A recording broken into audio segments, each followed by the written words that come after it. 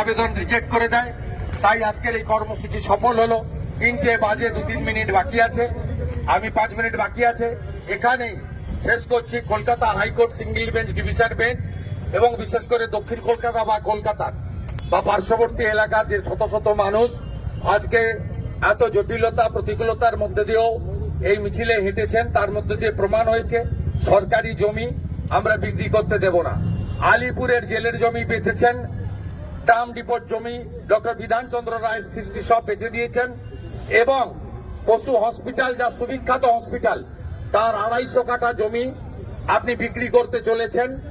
তার বড় একটা অংশের টাকা আপনার পরিবারের ফান্ডে যাবে এবং আপনার দলের আগামী নির্বাচনে খরচ হবে।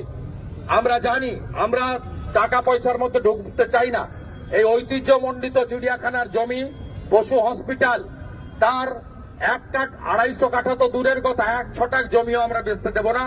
ভারতীয় জনতা পার্টির দক্ষিণ কলকাতা, উত্তর কলকাতা, যাদবপুর, হাওড়া, আমাদের সাংগঠনিক জেলাগুলি সমস্ত মানুষকে নিয়ে যদি সিদ্ধান্ত না নেয়, গঙ্গাসাগর মেলা এবং মকর সংক্রান্তির পরে লাগাতার ধর্ণা ইত্যাদি আমরা করব এবং আমরা আবেদন করব সচেতন নাগরিকদের, জনস্বার্থের মামলা করুন, রাজ্যপালের কাছে ডেপুটেশন করুন, কেন্দ্রীয় মন্ত্রী ভূপেন যাদবকে মেল করে এই অন্যায় এবং বেআইনি সিদ্ধান্তের প্রতিবাদ করুন। আমরা আপনাদের সাথে আছি। সমস্ত বিজেপির এমএলএরা, পুরো বিজেপি পার্টি আপনাদের এই লড়াইতে সঙ্গ দেবে। সবাই ভালো থাকবেন।